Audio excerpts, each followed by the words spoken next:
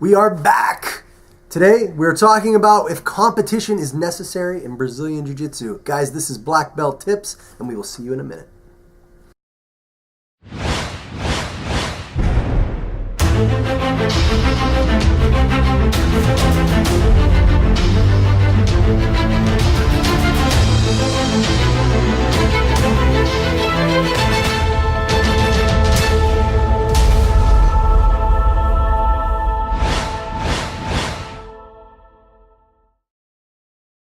All right, guys, thanks for tuning in. This is Bill Jones, Black Belt under Pedro Sauer, expert in Brazilian Jiu-Jitsu, owner of Top Level Martial Arts. With me, as always, my friend, my co-host, Mr. Ed Whitney, Top Level Martial Arts manager, just all-round human being. Yes, that's the most accurate thing you've ever said in the intro. As far as I know, my DNA is strictly human. I don't know about that. All right. I asked my wife, and she might say part ape. Part ape. Yeah. I think we all have that problem.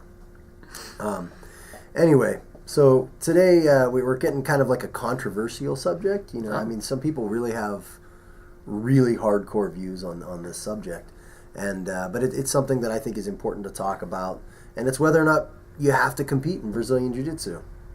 You know, do you have to compete, and what's that mean? Yeah, I think that's the most important thing is understand what you mean by that. So.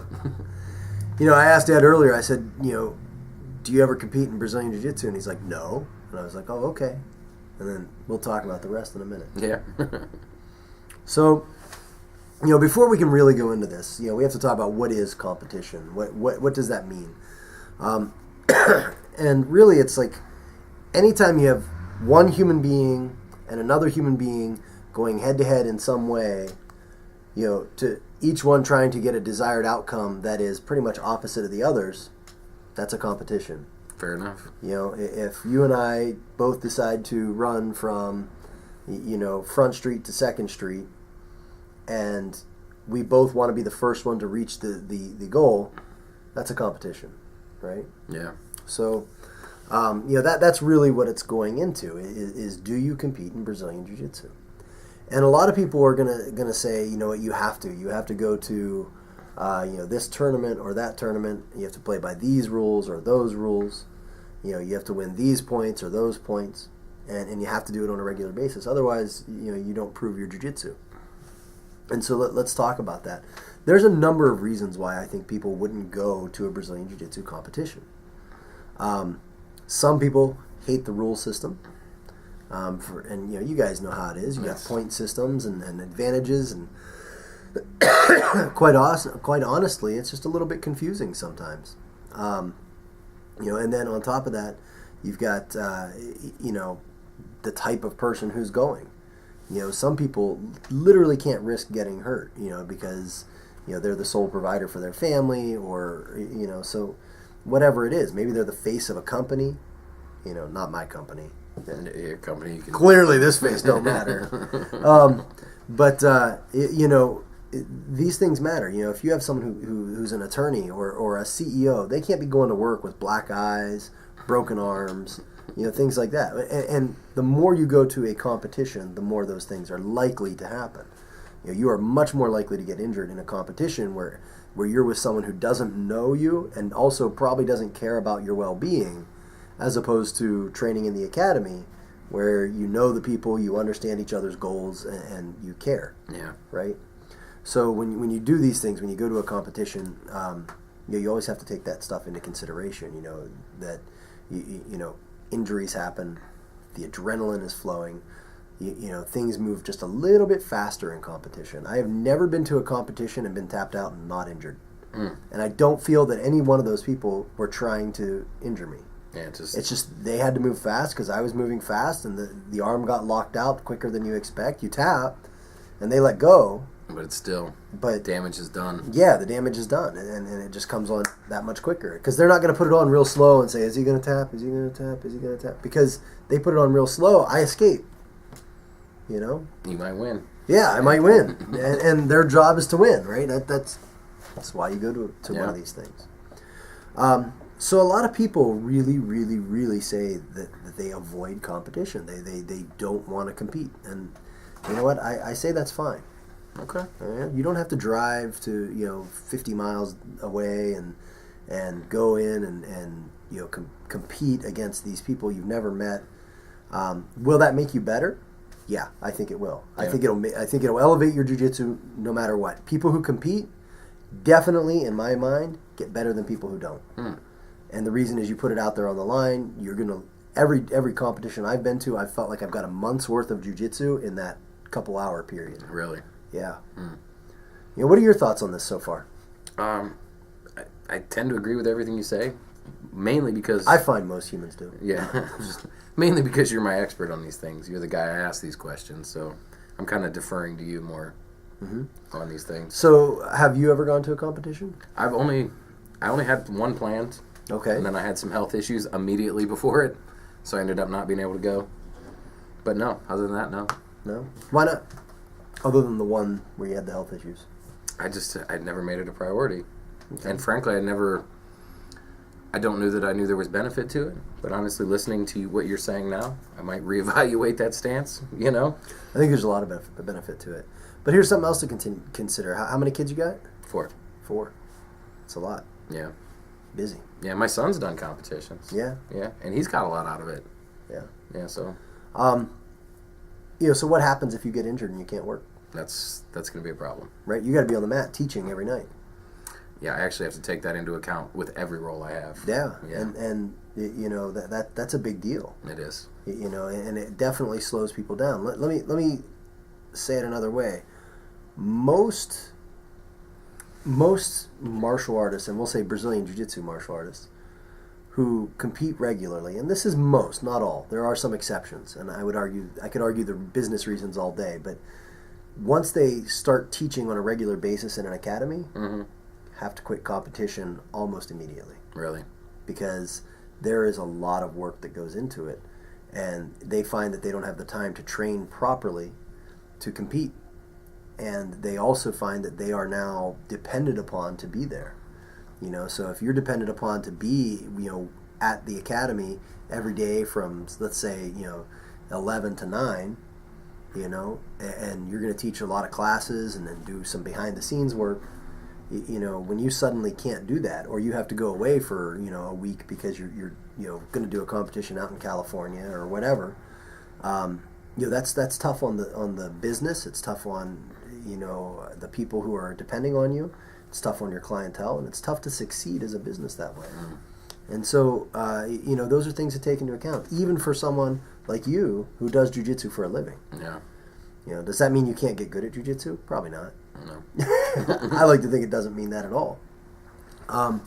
Now, do I think that if you went to a competition that would benefit you? I think it would, especially a couple local ones, maybe once, twice a year. But, you've been injured a lot recently, and you got to weigh that. Are you perfectly healthy? Have you been training for it? These things all come into play. Yeah. A lot of people, and myself included, will sometimes just on a whim go to a competition.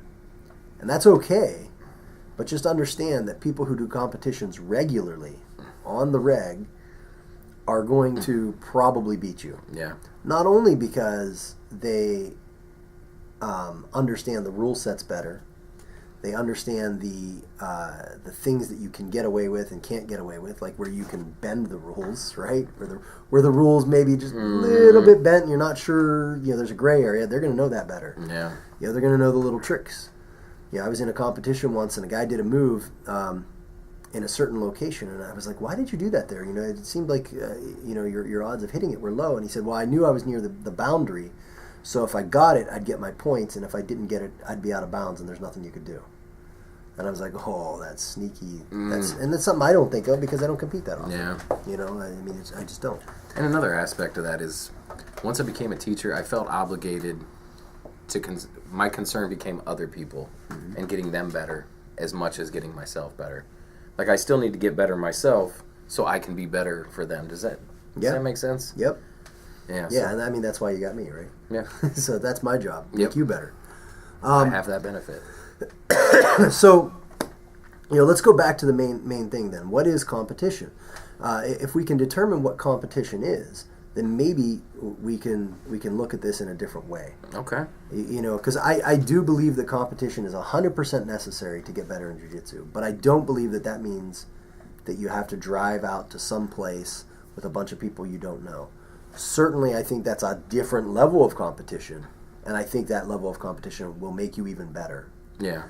But we have classes in our academy that I call them 301 classes. I do everything kind of like by a university scale. Like 101 is our fundamentals, 201 is like the next step up, 301 is like our competition class, and then 401 is for blue belts and above. So in that, that's a great way to get a competition feel. High intensity, lots of timed matches. People saying, okay, go, go, go. You only have and I'll do situations where you only have a minute left. You have 1 minute and you have to submit or you have to escape. Things like that, where you can get that competition feel, which is different than maybe say an open mat where you're going to roll for 20 minutes and whoever wins, and there's no real pressure at all. Yeah. You get that pressure, but at the same time, you're still less likely to get injured. You're still with people who are trusting of you and you trust, that are going to take care of you and attempt not to injure you. Now, with that said, injuries do happen. Oh, they do. I mean, you got injured in one of those classes. Yeah. You got taken down, broke a rib, and got a concussion. Yep. It happened. But you're fine. Yeah, and I didn't feel like it was intentional. Yeah, Maybe no, it wasn't in any way. Yeah, You got leg swept, and boom, down you went. My arms got tangled, so I couldn't break, fall, And you're made of glass. Yeah, some truth to that. Remember that movie with Bruce Willis? Glass Man? You're Glass Man? Unbreakable? Yeah. That's a great movie. Yeah, I was breakable. I wasn't unbreakable. It's one of Shyamalan's best. Yeah? Yeah. Fair enough. All right. So, it comes back to this idea that you people feel that you have to compete. And the reason I don't believe that is I look at, almost every other activity in the world that people do as a hobby. You have a lot of people who are really good at things that don't compete. Look at football players. Now, do I think there's a difference between a professional jiu-jitsu person and a hobbyist? Oh, yeah. Yes. Your Keenan Cornelius, your Gary Tonin, they train a lot more than your average person, and they train a lot. They train very specifically for what they do. Yeah. They have definite training regimens, whereas a hobbyist is going to come in and train and do kind of whatever the class is doing that night, and then work on their moves afterwards or whatever when they're rolling. So how does that person who is a hobbyist get better, and is it right? And this is truth. There's arguments out there that people shouldn't be black belts if they don't compete, or people shouldn't be whatever belt if they don't compete. And I think that's where I draw a line between, are we a sport or are we a martial art, a traditional martial art? And I argue that jiu-jitsu is more of a traditional martial art than it is a sport. And certainly there's a heavy sporting aspect to it. But we are still a traditional martial art. We still have belt structure.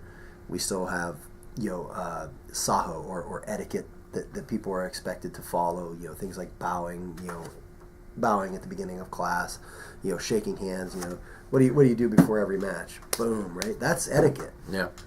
That kind of stuff is important, and it builds character.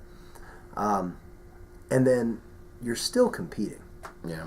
You're still going to learn your moves, and then afterwards you're going to go on the open mat, and you're going to high five, and you're going to fist bump, or what do you call it? Knuckle bump. Okay, guys, is it a fist bump or a knuckle bump? Right below. You're going to fist bump. Or knuckle bump. No, fist bump.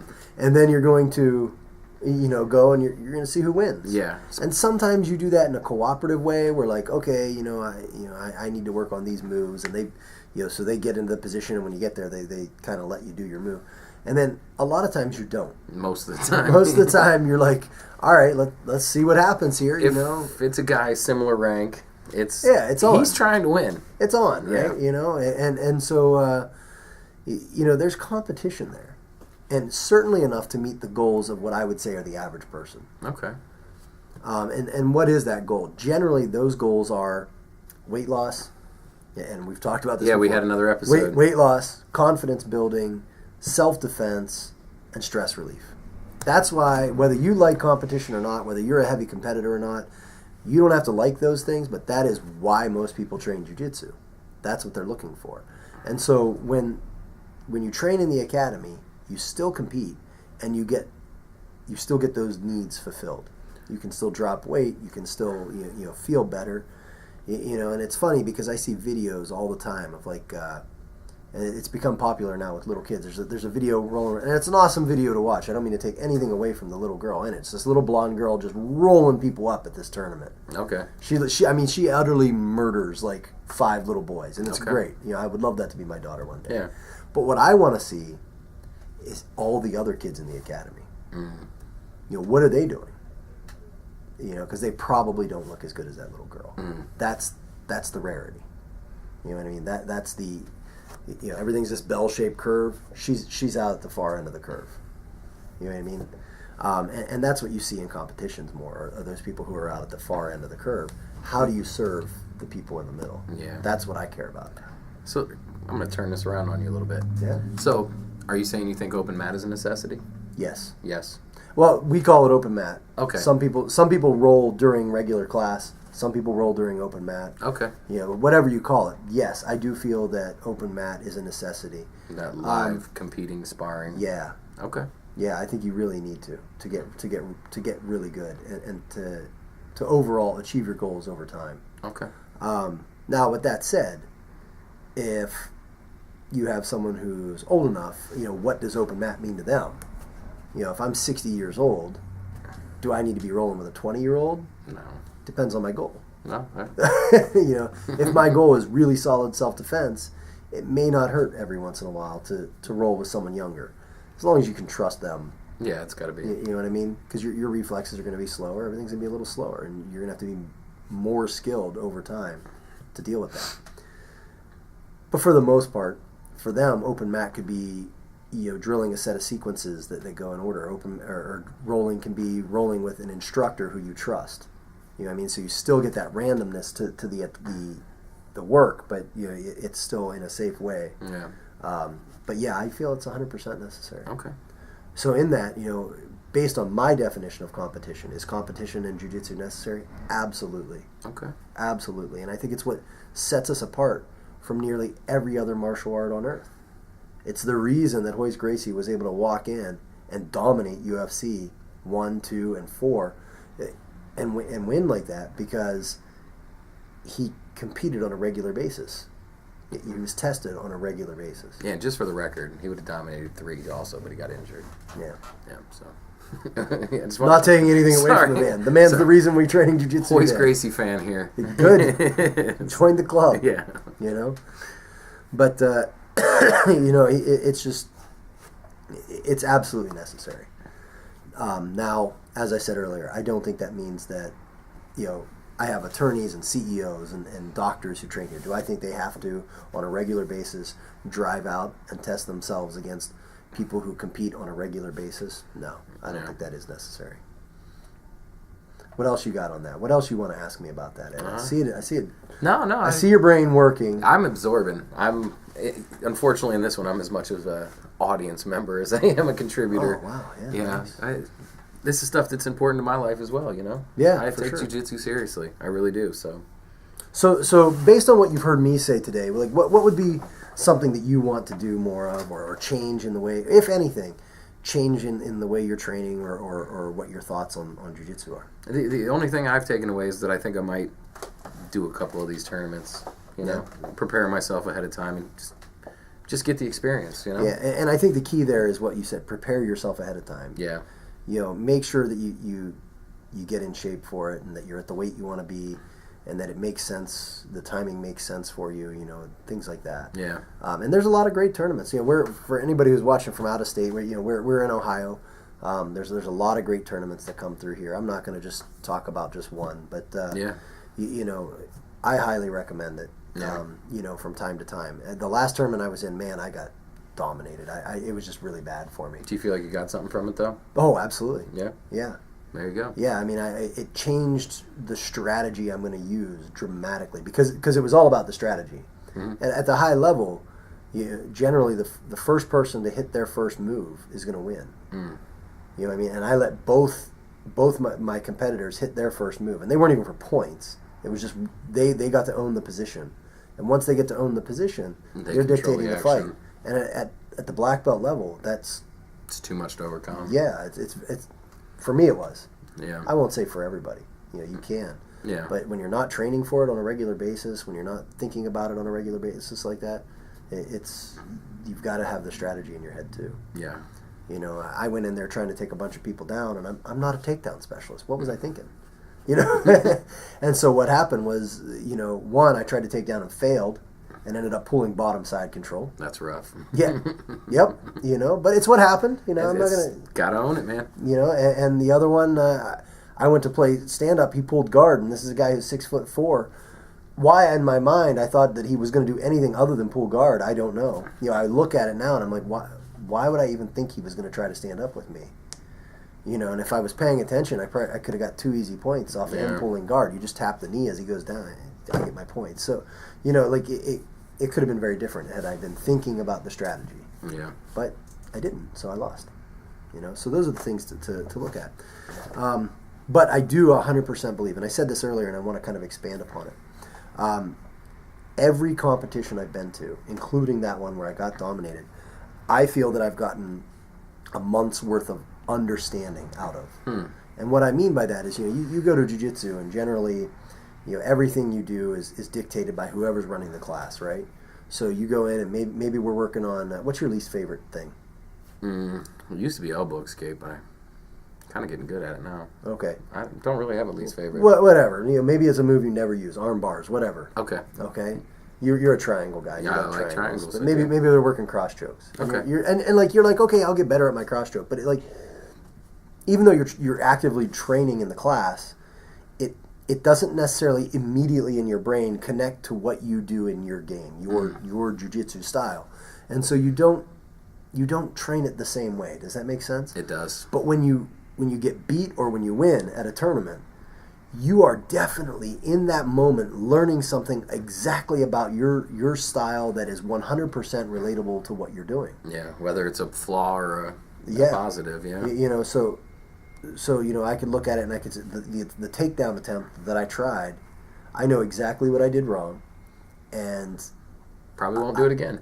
Yeah, I won't make that mistake again. And quite honestly, probably it was a very, very fancy takedown that I probably won't even attempt again because I didn't understand the movement of it, and it doesn't really. I thought it fit into a series that I like, and it turns out it didn't because my understanding of it was bad. You probably wouldn't have gotten that. Correct. Without that situation. Because I can take some people down with it. Yeah, you can hit me with it all day. Right. But, when it's another high-level person, it didn't work out. Yeah. And to build on that, so now let's say you lose to something, armbar, triangle, whatever.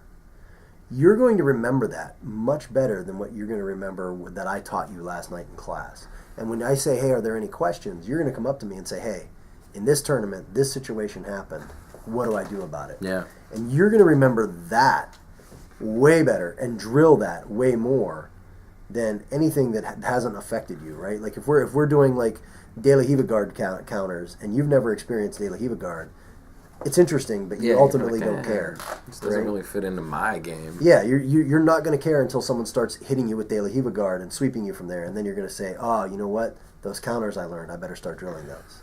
And that's why going to competition will grow your jiu-jitsu so much faster. And that's why people who compete on a regular basis do tend to have a higher level of jiu-jitsu. I believe that. Yeah, you can look around. And I say tendency. I'm not saying 100%. Again, nothing is 100%, right? That's like your mantra. Yeah. And so, of course, there are people who don't compete on a regular basis, and you go out and you meet them in an academy, and you're like, dude, where have you been? Yeah, why does the world not know about you? Yeah. Why are you not? Yeah. So like you certainly run into those people, but for the most part, the more someone competes, especially successfully, the better they're probably going to be. You can feel that on the mats too around the academy. The guys that compete a lot. And they care. They just put a little bit more into it, right? A little bit, and that may not be by anybody's fault. There's a lot of people who care and pour everything they can into it. But if I'm a doctor who works X number of hours a week, and I only have 3 days to train, and I'm pouring everything into it for those 3 days. That's awesome. But in the end, you've got this other person who trains 60 hours a week, and you train 12. Well, it's just how it goes. Yeah, that's just the way life is. But you compete. But with you're still a doctor, so you still got so life is still okay, you. hopefully. Depending on the kind of doctor you are. I guess. Yeah. But so that's my stance on competition and if it's necessary in Brazilian Jiu-Jitsu. Is it necessary? Yes, 100%. Is it necessary to go out and do a quote competition where I pay money to go up against people that I've never met? No, I don't think that's necessary. Yeah. Is it beneficial? Absolutely. Absolutely. Do I love watching it? Yeah, I love watching it. I love watching what these high-level guys come up with. Yeah, it's pretty impressive. But, I don't think it's necessary. And you could get into the point argument and all that kind of stuff all day long. And to me, that really has very little to do with it. I'll be honest with you. I've been doing jiu-jitsu around 3 years, and I still don't understand the point system totally. It's actually very easy. Is it? I just never really taken the time to understand it. Right. So again, there's something you should do before you go compete. Yeah, right? Exactly. That's what I was saying. Prepare myself. So, all right, guys. Well, that's everything I had on it. That's everything I kind of wanted to get off my chest. I want to know what you feel, though. What do you think? Am I full of crap? Am I wrong? Tell me below. Please. If you think I'm right, tell me below. I'd love to hear it.